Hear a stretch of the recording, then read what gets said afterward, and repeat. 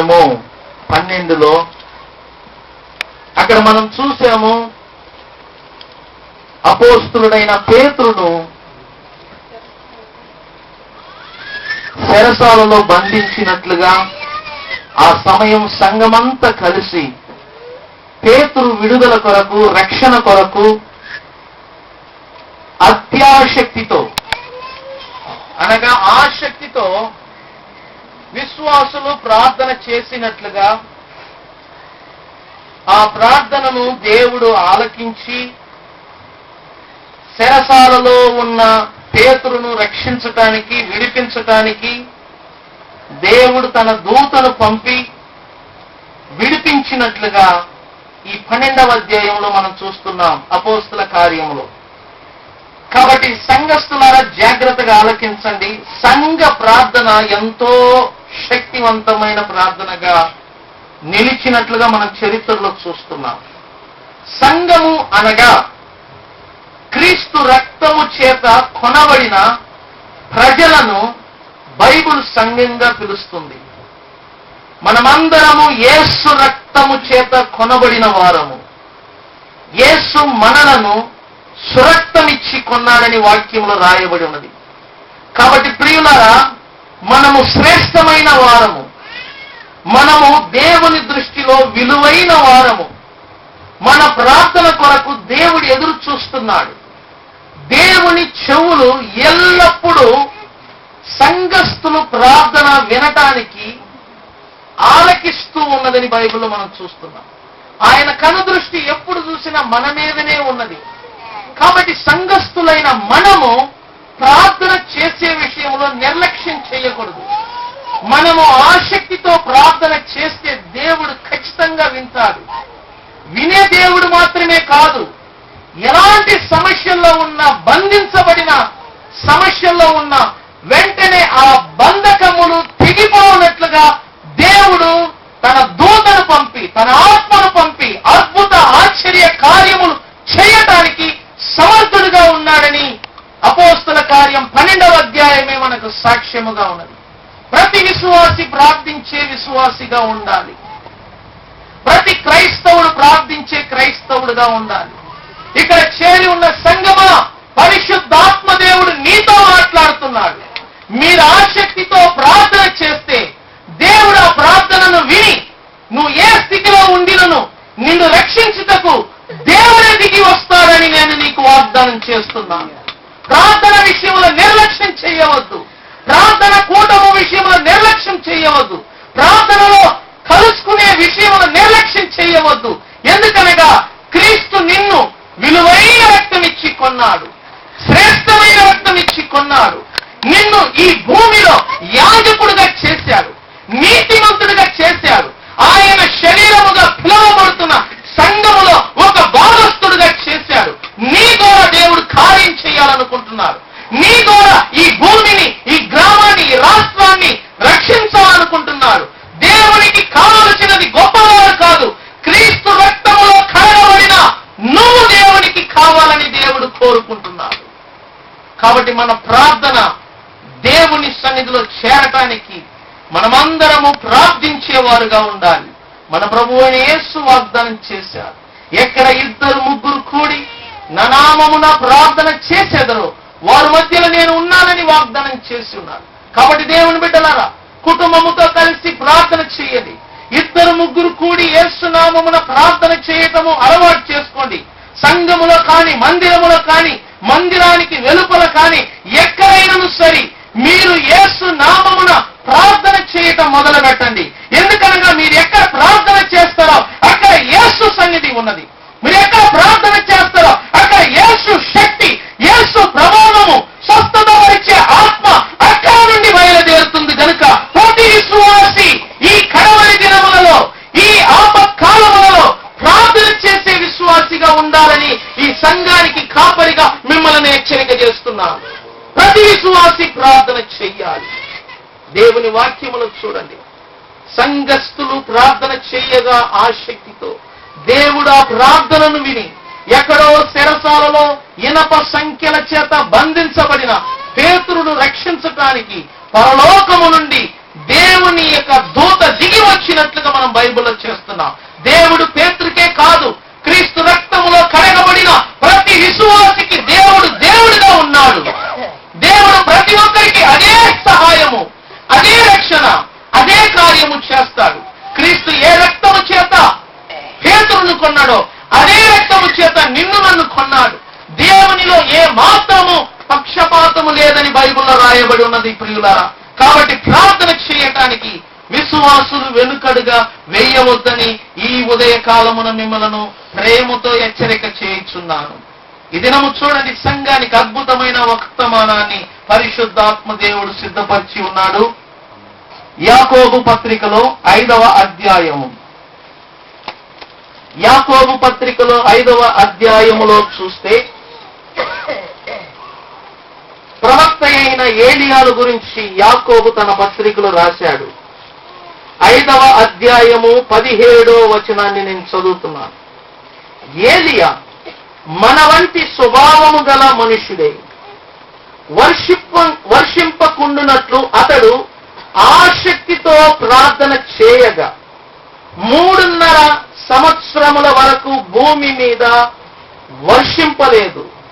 అతడు మరలా ఆసక్తితో ప్రార్థన చేయగా ఆకాశము వర్షమిచ్చెను, భూమి తన ఫలము ఇచ్చెను అని మనం చదువుతున్నాం. అపోస్తల కార్యం 12వ అధ్యాయంలో మనం చూసాం. పేతురు రక్షణ కొరకు సంఘస్థులు ఆసక్తితో ప్రార్థన చేయగా దేవుడు వారి ప్రార్థనను విని చెరసాలలో బంధించబడిన పేతురును రక్షించాడు. కానీ ఇక్కడ పాత నిబంధన కాలములో ఉన్న ప్రవక్తను గురించి మనం చూస్తున్నాం. ఆయన పేరు ఏలియా. ఆయన కూడా దేవునికి ఆసక్తితో ప్రార్థన చేశాడు.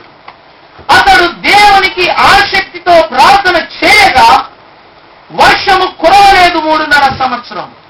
మరలా అతడు దేవునికి ఆసక్తితో ప్రార్థన చేయగా ఆకాశము వర్షమిచ్చెను, భూమి తన ఫలం ఇచ్చెను అని మనం బైబిల్లో చూస్తున్నాం.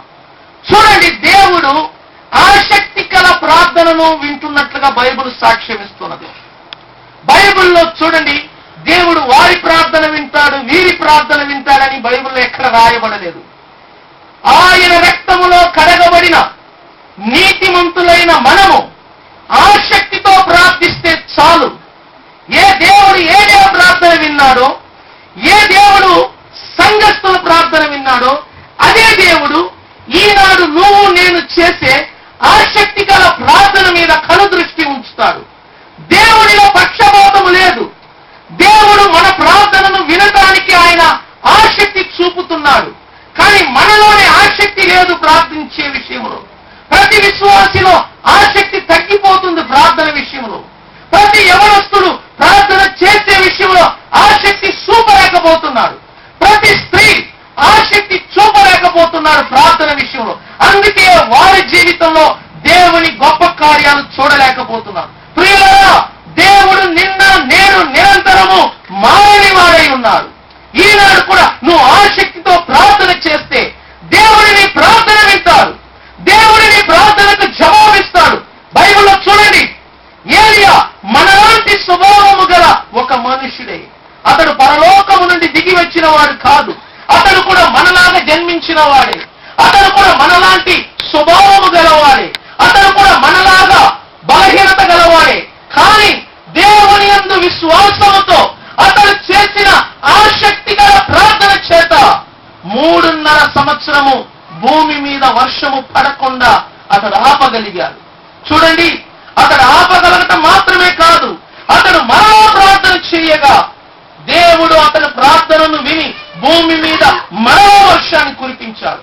నేను ఒకటే చెప్పగలను దేవుని బిడ్డలకు, మన ప్రార్థన చేత రాష్ట్రంలో వర్షాన్ని కురిపించగలము. మన ప్రార్థన చేత కురిసే వర్షాన్ని మనము ఆపగలము. స్తోత్రం చెప్పండి, స్తోత్రం చెప్పండి. మన ప్రార్థనకు పంచభూతములు కూడా బయటపడిపోతాయి. కానీ ఈనాడు సమస్య ఏంటి? రాష్ట్రంలో ఈనాడు సమస్య ఏంటి? మన దేశంలో ప్రార్థించే క్రైస్తవులు కొల్లు అవటమే దానికి కారణము. క్రైస్తవులు దేవునికి ప్రార్థన చేయడం మానివేసి అనేక మంది క్రైస్తవులు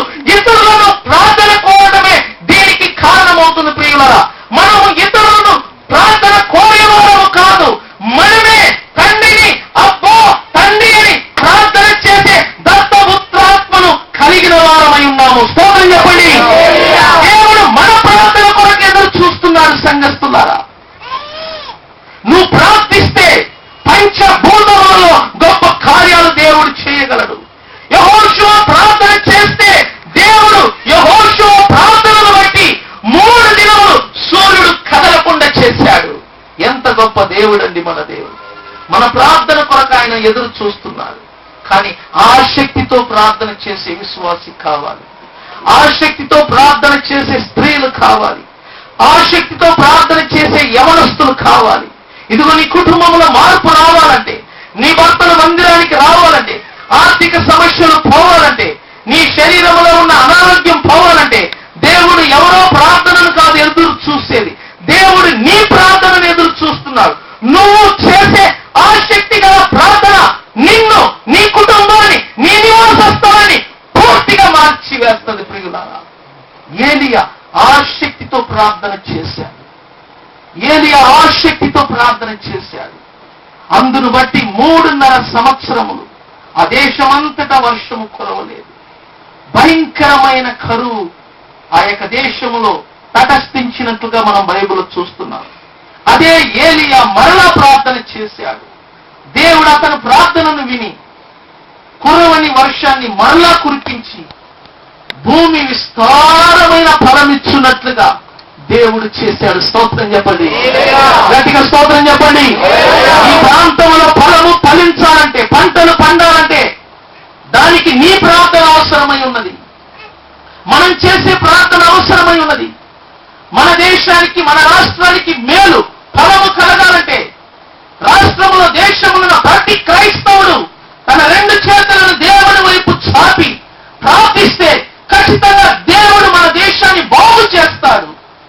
కానీ ప్రార్థించేవారు కొదువయ్యారు. ప్రార్థన చేయాలని పరిశుద్ధాత్మ దేవుడు మనతో మాట్లాడుచున్నాడు.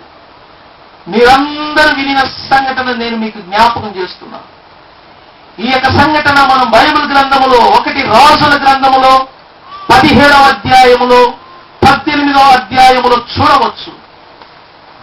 ఏలియా చేసిన ఆసక్తి గల ప్రార్థనలను ఆ 2 అధ్యాయాల్లో చూడవచ్చు. చూడండి, అహోబు ఏలుబడి చేసే దినములు అవి. యెజెబెలును బట్టి దేశము చెడిపోయి ఉన్నది. అహోబును బట్టి దేశము చెడిపోయి ఉన్నది. వారు ఏలుబడిని బట్టి ఇజ్రాయేలీలు నిజ దేవుణ్ణి విడిచిపెట్టి విగ్రహములను పూజిస్తూ దేవునికి దూషణ తెచ్చే దినములు అవి. అలాంటి సందర్భంలో దేవునికి కోపం వచ్చినది. కాబట్టి దేవుడు ఏలియాతో చెప్పగా ఏలియా ఆసక్తితో ప్రార్థన చేశాడు. ఆ ప్రార్థనను దేవుడు విని ఏలియాను బట్టి ఆ దేశమంతటా ఎక్కడ కూడా 3.5 సంవత్సరములు వర్షము కురవకుండా దేవుడు చేశాడు. కేవలము మనలాంటి స్వభావము గల ఏలియా చేసిన ప్రార్థనను బట్టి, అతను నోట నుండి వచ్చిన ప్రార్థన వలన కురవలసిన వర్షము కూడా ఆగిపోయినది. అందువలన ఆ ప్రాంతంలో గొప్ప కరువు తటస్థించినది. కానీ దేవుడు తన దైవజనుడైన ఏలియాను పోషించడానికి అక్కడ ఉన్న కాకులను వాడుకున్నాడు. బైబిల్లో చూడండి, ఉదయకాలము అలాగనే సూర్యుడు అస్తమిస్తున్న ఆ సమయమున ఉదయము సాయంత్రము క్రమము తప్పకుండా కాకులు ఏలియాకు మాంసమును, రొట్టెను ఆహారంగా తీసుకొని వస్తూ ఉండేది. అతడు ఒక నది ఒడ్డున నివసిస్తున్నాడు. ఎప్పుడు ఆ యొక్క వాగు నీరు ఎండిపోయినదో కరువు వలన, ఎండ వలన, వెంటనే దేవుడు చెప్పాడు ఏలియాకు, ఈ ప్రాంతాన్ని వదిలిపెట్టి షారెపాత్ అనే ఊరికి వెళ్ళు, అక్కడ నిన్ను పోషించటానికి ఒక విధవరాలను నేను సిద్ధపరిచానన్నాడు. దేవుని నడిపింపును బట్టి ఏలియా అక్కడికి వెళ్ళాడు. అక్కడ ఆ యొక్క విధవరాలింట్లో ప్రవేశించాడు. ఏలియా మాటను ఆ విధవరాలు వినిన దాని వలన ఆ యొక్క 3.5 సంవత్సర కరువు కాలంలో దేవుడు ఆ విధవరాలు కుటుంబాన్ని ఆశీర్వదించాడు. అలాగనే ఆ విధవరాలు ఇంట ఏలియాకు కావలసిన ఆహారాన్ని దేవుడు అందించాడు. ఇది జరిగిన కొన్ని దినములైన తర్వాత హఠాత్తుగా విధవరాలకు ఒకే ఒక కుమారుడు. అతడు వ్యాధిని బట్టి చనిపోయే స్థితిలో ఉన్నాడు. చనిపోయినట్లుగానే మనం బైబిల్లో చూస్తున్నాం. ఆఖరిగా విధవరాలు తన కుమారుణ్ణి ఎత్తుకొని ఏలియా దగ్గరికి వచ్చి ఏడుస్తుంది. ఇదిగో నువ్వు ఎందుకు నా ఇంటికి వచ్చావు, ఇదిగో నా కుమారుడు చనిపోయాడు, ఇప్పుడు నేనేం చేయగలను అని ఆ విధవరాలు దైవజనుడైన ఏలియాతో ఏడవగా, వెంటనే ఏలియా ఆ బిడ్డను తన చేతులు ఎత్తుకొని తాను ఉంటున్న ఆ యొక్క మేడగదిలోనికి వెళ్ళి ఆ బిడ్డను పండబెట్టి మోకాలు ఊని దేవునికి ఆసక్తితో ప్రార్థన చేశాడు. శవాన్ని ముందు పెట్టుకొని ఏలియా దేవునికి ఆసక్తితో ప్రార్థన చేశాడు. ఆసక్తితో చేసిన ప్రార్థన దేవుడు ఆలకించాడు. వెంటనే దేవుడు తీసుకున్న ప్రాణాన్ని తిరిగి ఇచ్చినట్టుగా బైబిల్లో చూస్తున్నాం. చనిపోయిన ఆ బాలుడు తిరిగి లేచి కూర్చున్నాడు. చనిపోయిన ఆ బాలుడు తిరిగి లేచి కూర్చున్నాడు, తిరిగి బ్రతికాడు. దీనికి ఎవరు కారణం? ఏలియా చేసిన ఆసక్తికరమైన ప్రార్థన. ఆ ప్రార్థన చనిపోయిన ఆ బాలుని లేపగలిగినది. చూడండి, దేవుడు అలాంటి కార్యాలు ఈ భూమి మీద చేయడానికి సిద్ధంగా ఉన్నాడు. కానీ ఈనాడు జరగకపోవడానికి కారణం దేవుడు లేక కాదు. ఈనాడు భూమి మీద ఏలియా లాంటి ఆసక్తితో ప్రార్థన చేసేవారు కరువు అవడం వలన దేవుని యొక్క ఆశ్చర్య కార్యాలు, అద్భుత కార్యాలు ఈ నేల మీద, ఈ భూమి మీద జరగటం కూడా కరువు అవుతుంది. కాబట్టి దేవుని బిడ్డలు అర్థం చేసుకోండి, అతడు చేసిన ప్రార్థనను దేవుడు విని చనిపోయిన బాబును తిరిగి లేపాడు. అలాంటి ప్రార్థన దేవుడు కోరుకుంటున్నాడు. ఇదిగో నువ్వు ఏ సమస్యలో ఉన్నావో, ఏ రోగముతో బాధపడుతున్నావో, నీ శరీరంలో ఏ బలహీనతతో బాధపడుతున్నావో, నీ కుటుంబము ఏ శోధన వైపు వెళ్తుందో నాకు తెలియదు. కానీ దేవుడు నీతో అంటున్నాడు, నువ్వు కూడా ఏలియాలాగా ఆసక్తితో ప్రార్థన చేస్తే ఖచ్చితంగా నేను నిన్ను ముట్టి బాగు చేస్తానంటున్నాను. ఖచ్చితంగా నీ కుటుంబాన్ని బాగు చేస్తానంటున్నాను. ఖచ్చితంగా నీ భర్తను నా వైపు మళ్లిస్తానని దేవుడు అంటున్నాడు. ఖచ్చితంగా నీ త్రాగుబోతు భర్త త్రాగుడు నుండి విడుదల పొందునని దేవుడు చెప్తున్నాడు. ఖచ్చితంగా ఆర్థిక ఇబ్బంది నుండి దేవుడు నీకు విడుదల ఇస్తానని దేవుడు వాగ్దానం చేస్తున్నాడు. మనకు కావలసినది ఒకటే, మోకాలోని ఆసక్తితో మన చేతులు దేవుని వైపు ఎత్తి ప్రార్థన చేయాలి యేసు నామమున. అతడు ప్రార్థన చేశాడు. చనిపోయిన బాబును బ్రతికించి విధవరాలు చేతికి మరలా అప్పగించినట్లుగా 17వ అధ్యాయంలో మనం చూడవచ్చు. రెండవదిగా 18వ అధ్యాయంలో చూడండి, ఇశ్రాయేలీయులు ఆనాడు నిజ దేవుణ్ణి విడిచిపెట్టి బయల దేవతను పూజిస్తున్న వారిని, ఆ యొక్క దేవతల వైపు మళ్ళీ దేవునికి దూషణ తెస్తూ ఉన్నారు. అలాంటి ఇశ్రాయేలీయులను తిరిగి దేవుని వైపు మళ్లించటానికి మరలా ఏలియా ఆసక్తితో ప్రార్థన చేస్తున్నారు. ఎలాంటి సందర్భంలో తెలుసునా, ఆనాడు సుమారు యెజబెలు చేత ప్రవక్తలందరూ చంపబడ్డారు. కానీ అహబు అనబడిన రాజు క్రింద నమ్మకస్తుడిగా పనిచేస్తున్న ఓబద్యా అనబడిన వాడు 100 మంది ప్రవక్తలను రహస్యముగా గుహలో దాచిపెట్టి వారిని పోషిస్తున్న రోజులవి. కానీ ఏలియా బ్రతికున్న విషయము రాజైన అహబుకు తెలియదు. దేవుడు ఆ రాత్రి ఏలియాతో మాట్లాడాడు, ఈ రోజు నువ్వు అహబు ముందు నిలబడాలి. ఆ సమయం ఏలియా లేచి అహబును వెతుకుతూ వస్తున్నప్పుడు ఓబద్యా ఎదురుపడ్డాడు.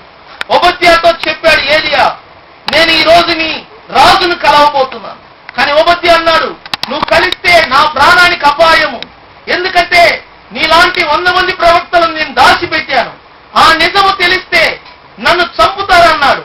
కానీ ఏలియా ఓబద్యా మాట వినకుండా, యెహోవా నామమున నేను ఖచ్చితంగా ఈ రోజు నీ రాజైన అహబును కలిసే తీరుతానని చెప్పి అహబు ముందు నిలబడతాడు. ఆ సమయమున ప్రజలందరి ఎదుట దైవజనుడైన ఏలియా సవాలు చేసి మాట్లాడుతున్నాడు, ఇదిగో ఇశ్రాయేలీయులారా, మీరు మతి తప్పి నిజ దేవుణ్ణి విడిచిపెట్టి ఈ బయలు దేవతను పూజిస్తున్నారు.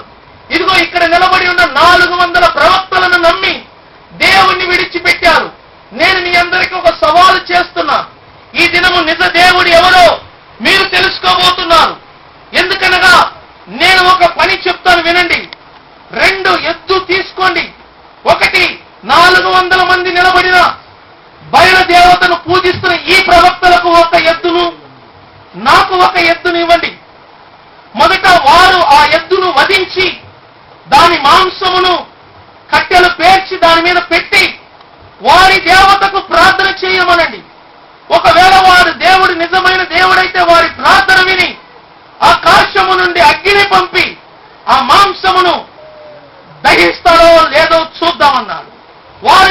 లేకపోతే నేను యెహోవా జీవము తోడు ఆయన నామమున ఆసక్తితో నేను ప్రార్థన చేస్తాను. అప్పుడు ఎవరి ప్రార్థన దేవుడు వింటున్నాడో, అప్పుడు ఎవరి దేవుడు నిజమైన దేవుడో తేలిపోతుందని సవాలు చేశాడు. మొదట ఈ అవకాశము 400 మంది ప్రవక్తలకు ఇచ్చాడు దైవజనుడైన ఏలియా. వారు వచ్చారు, ఒక ఎద్దును వధించారు, దాని మాంసమును కట్టెలు పేర్చిన దాని మీద పేర్చారు. ఉదయం నుండి మధ్యాహ్నం వరకు ప్రార్థన చేస్తున్నారు. ఎంత ప్రార్థన చేసినా వారి ప్రార్థన ఆలకించే దేవుడే లేడు. ఎందుకనగా వారు పూజిస్తున్న దేవుడు నిజమైన దేవుడు కాదు. అప్పుడు ఏలియా ఎగతాళిగా మాట్లాడటం మొదలుపెట్టాడు. పిలువు, వాడు నిద్రిస్తున్నారో ఏమో, పిలువు, వాడు ఎక్కడైనా తిరుగుతున్నారో ఏమో, పిలిచి చూడని దైవజనుడు వారి దేవతలను హేళన చేస్తూ ఎగతాళి చేస్తూ గాంభీరంగా మాట్లాడాడు. తరువాత ఏలియా సమయం వచ్చినది. ఏలియా అన్నాడు, ఇదిగో దాన్ని వధించి దాని మాంసమును కట్టెలు పేర్చి దాని మీద పేర్చండి. అది మాత్రమే కాదు, వాటి మీద 4-3 సార్లు నీళ్లు పోయండి. ఏలియా చెప్పినట్టుగా వారు నీళ్లు పోశారు. మాంసము కట్టె పుల్లలు నీళ్లతో నిండి నీళ్లు కారుతున్నాయి. దాని చుట్టూ గొయ్యతో ఉన్నాడు. ఆ గొయ్య నిండా నీళ్లు నిండిపోయి ఉన్నది. ఇప్పుడు ఏలియా ఆసక్తితో తన 2 చేతులు పైకెత్తి దేవునికి ప్రార్థన చేస్తున్నాడు. ఆ ప్రార్థన దేవుడు విన్నాడు. ప్రియులరా, ఏం జరిగింది తెలుసునా? ఆకాశం నుండి అగ్ని దిగి వచ్చి పడితో ఉన్న ఆ పుల్లలను మాంసమును దహించి వేసింది. స్తోత్రం చెప్పండి, స్తోత్రం చెప్పండి. మన దేవుడు మన ప్రార్థనలు ఆలకించే దేవుడై ఉన్నాడు.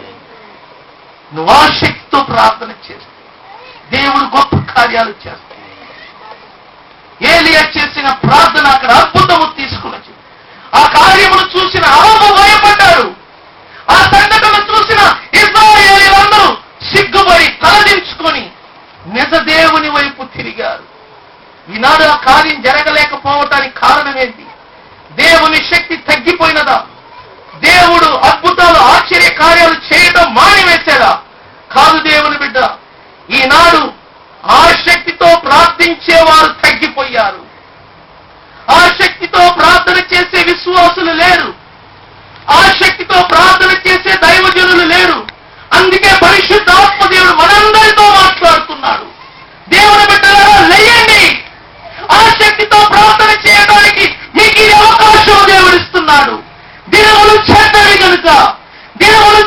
కనుక క్రీస్తు వెలుగు మీ మీద ప్రకాశించున్నట్లుగా విశ్వాసము చేత ప్రార్థన పరులుగా మీరు లేయాలని పరిశుద్ధాత్మ దేవుడు సంఘాన్ని హెచ్చరిక చేస్తున్నారు. ఇదిగో మనం నివసిస్తున్న ఈ ప్రాంతంలో అన్యులు ఉన్నారు, విగ్రహములను పూజించేవారు ఉన్నారు. వారు సిగ్గుపడే నిమిత్తము మన దేవుని శక్తి వారు కళ్ళారా చూడాలంటే మనము లేయాలి. ఆ శక్తితో ప్రార్థన చేయటం, మన ప్రార్థన దేవునికి ఎంతో ప్రీతికరమైనది. అది మాత్రమే కాదు, అహాబుతో ఏలియా చెప్తున్నాడు, నువ్వెళ్ళు, దేవుడు వర్షాన్ని కురిపించబోతున్నాడు. ఆనాడు కర్మేల్ అనే పర్వతం మీదకి వెళ్ళాడు ఏలియా. మోకాలు ఆ శక్తితో ప్రార్థన చేస్తున్నాడు. తన దాసుని పిలిచి, ఆకాశంలో నీకేదైనా కనబడుచున్నదా అన్నాడు. ఏమీ లేదన్నాడు. 7 మార్లు ఆ రకంగా ఆ శక్తితో ప్రార్థన చేశాడు. మరలా తన దాసుడు వచ్చాడు, అయ్యా ఇదిగో ఒక చిన్న అస్తము లాంటి మేఘము సముద్రములో నుండి వస్తున్నది నేను చూస్తున్నాను. ఆ మాట చెప్పిన మరుక్షణము చల్లటి గాలి, ఆకాశములో మార్పు, గొప్ప వర్షము కురిసినది. ఇది ఎలా జరిగినది? కేవలము ఒక మానవుడు చేసిన ఆసక్తికరమైన ప్రార్థన వలన. ప్రార్థన వర్షాన్ని కురిపించింది. ప్రార్థన వర్షాన్ని పడకుండా చేసింది. ప్రార్థన ఆకాశము నుండి అగ్నిని తీసుకొని వచ్చినది. ప్రార్థన చనిపోయిన వాణిని లేవనెత్తింది. ప్రార్థనలో గొప్ప శక్తి ఉన్నదని పరిశుద్ధాత్ముడు మాట్లాడుతున్నాడు. అందుకే దేవుడు అంటున్నాడు మనతో, ఇది ఆనాడు దేవుడు చేశాడు, ఈనాడు చేయడనుకోవద్దు. దేవుని ఆత్మ అంటున్నాడు, నేను మీతో ఈ భూమిలో సంచారము చేస్తున్నాను. మీ దేహము ద్వారా నేను అద్భుత కార్యాలు చేయడానికి సిద్ధంగా ఉన్నాను. మీ శరీరము ద్వారా దేవుని మహిమపరచడానికి పెంతెకోస్తు పండగ దినమందు నేను దిగి వచ్చానని పరిశుద్ధాత్ముడు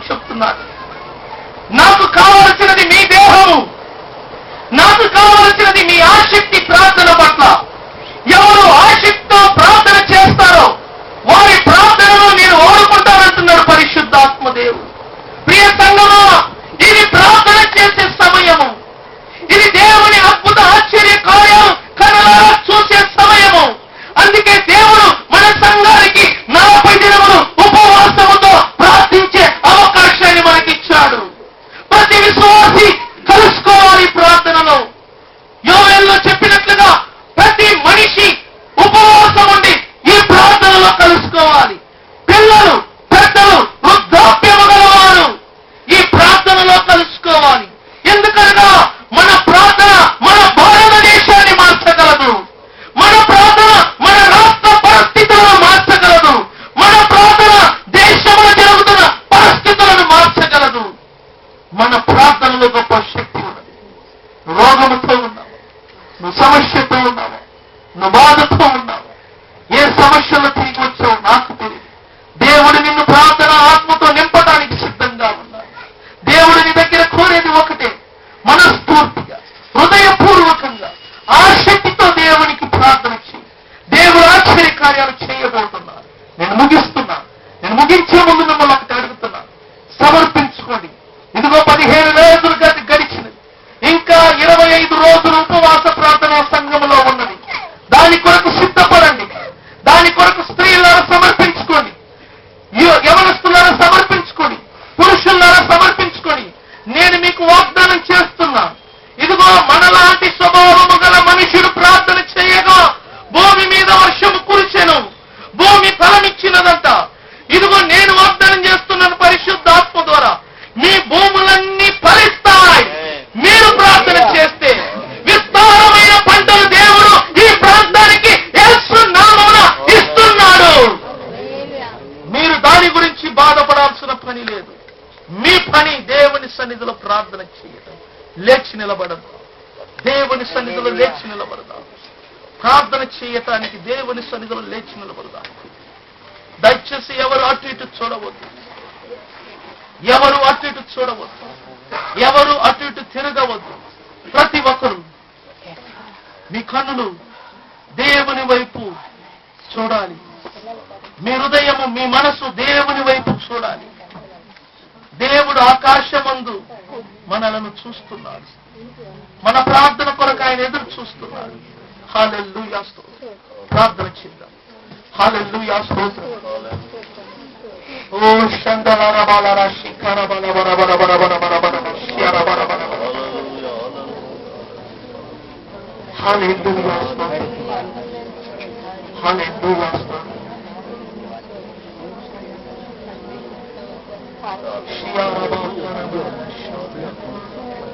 ఆసక్తితో ప్రార్థన చేసే వారి ప్రార్థన దేవుడు ఆసక్తితో చేసే ప్రార్థన దేవుడు ఆలకిస్తాడు.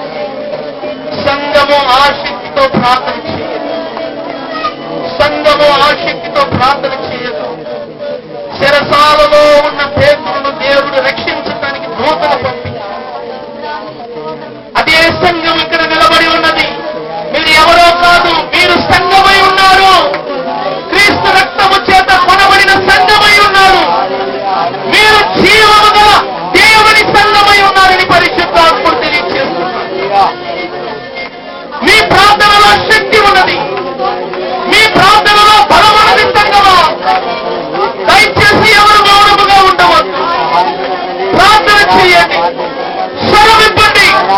నీ కుటుంబాన్ని బాగు చేయనట్లుగా, నీ శరీరాన్ని బాగు చేయనట్లుగా, మన రాష్ట్రాన్ని, మన దేశాన్ని బాగు చేయనట్లుగా, ఈ ప్రాంత ప్రజలను బాగు చేయనట్లుగా ప్రతి ఒక్కరూ ప్రార్థన చేయాలి. మౌనముగా హల్లెలూయా.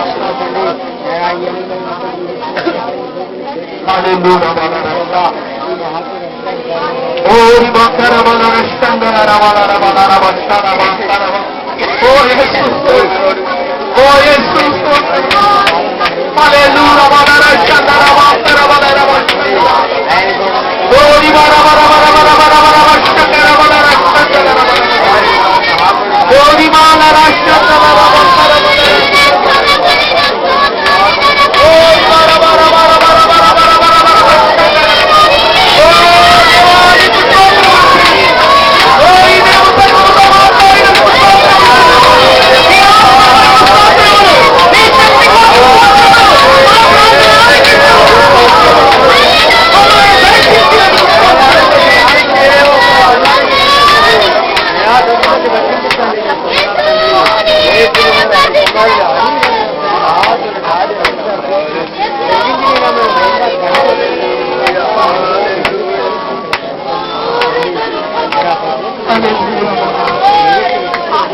నీ ప్రార్థన ఆత్మతో మమ్మల్ని నింపండి. నీ ప్రార్థన ఆత్మతో మమ్మల్ని నింపండి. నీ బిడ్డలను నింపని నీ ఆత్మతో, నీ బిడ్డలను నీ ఆత్మతో నింపండి. నీ సంఘమును నీ ఆత్మతో నింపండి. ఇదిగో బలముతో ప్రార్థన చేయండి. నీ ప్రార్థన ఆత్మను మా మీద పంపబడినది. హల్లెలూయా.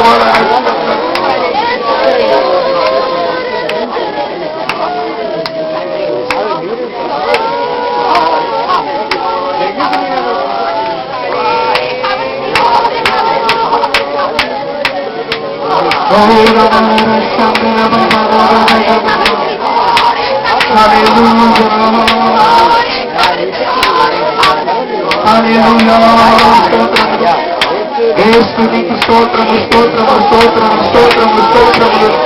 ప్రార్థనలు ఆలోచించువాడు స్తోత్రములు స్తోత్రములు. రెండు చేతులు పైకి స్తోత్రాలు. యేసునామము మహిమపరచబడును. యేసునామము ఘనపరచబడును. స్తోత్రము.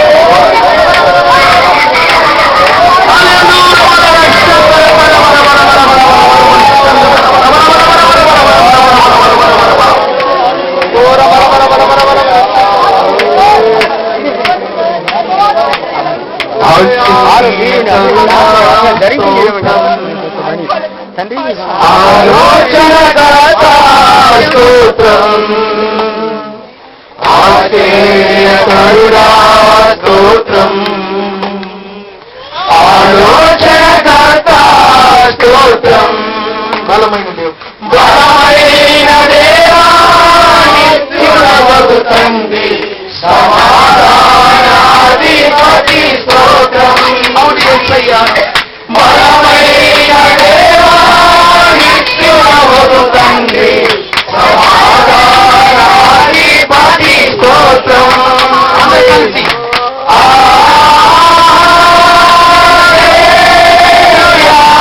హల్లెలూయా.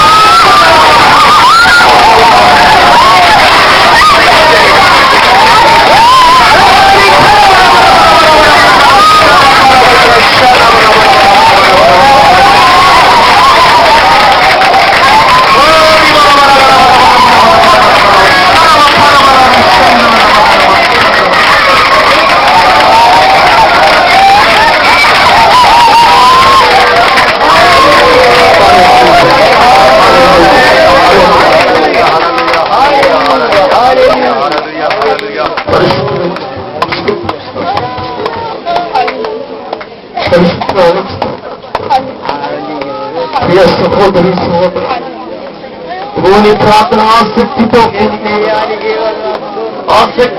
ప్రార్థించగలుగుతున్నావా? పరీక్షించుకో. ప్రియ సహోదరు సహోదరు, దేవుని ఆత్మ మన మధ్యలో ఉన్నది. నువ్వు మనం ప్రార్థన చేస్తున్నప్పుడు దేవుని యొక్క ఆత్మ ఆ యొక్క శక్తిని గమనించలేకపోతున్నాము. ఆ శక్తి యొక్క విలువైన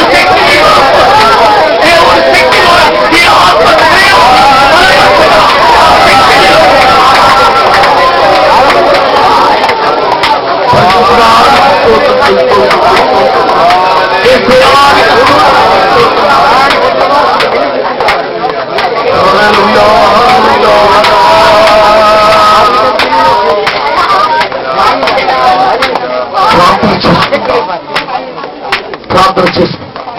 పరిశుద్ధుని స్తోత్రం. ఈ దినం మాతో మీరు మాట్లాడిన స్తోత్రం. ఇదిగో తండ్రి, ఆనాడు మా యొక్క ప్రవక్తలు ఏ ఆసక్తికి ప్రార్థించారో ఆ ప్రార్థన దేవుడు ఆ యొక్క రాష్ట్రాన్ని మాకు తెలిపినందుకు స్తోత్రాలు. ఇదో సంఘం గ్రహించినందుకు స్తోత్రాలు. ఇదో సంఘమును మీరు ముట్టినందుకు స్తోత్రాలు. సంఘమును మీరు అభిషేకిస్తున్నందుకు స్తోత్రాలు. కాబట్టి ప్రభావం తండ్రి నాయన, ఈ సంఘం నీ యొక్క శక్తితో నింపబడి ఇదిగో ఈ యొక్క సంఘం ప్రార్థిస్తున్న ప్రార్థన ద్వారా ప్రభా, ఇదిగో ఈ చుట్టూ నలుదిక్కులు ఈ ప్రాంతము ఇదిగో పూర్వీకుల వరకు నీ గొప్ప కార్యములు కలిగించమని ఈ సంఘాన్ని విస్తరించుకుంటుంది. ఈ సంఘమును బలపరచమని నాయన అడుగుతాను. ఇక్కడ ప్రతి ఒక్కరిని నీ ఆత్మతో నింపి నీ ఆత్మశక్తితో వాడుకున్నట్టుకు సహాయపడమని ప్రజలు ఏస్తున్నామని ప్రార్థిస్తున్నానయ్యా. ఆమె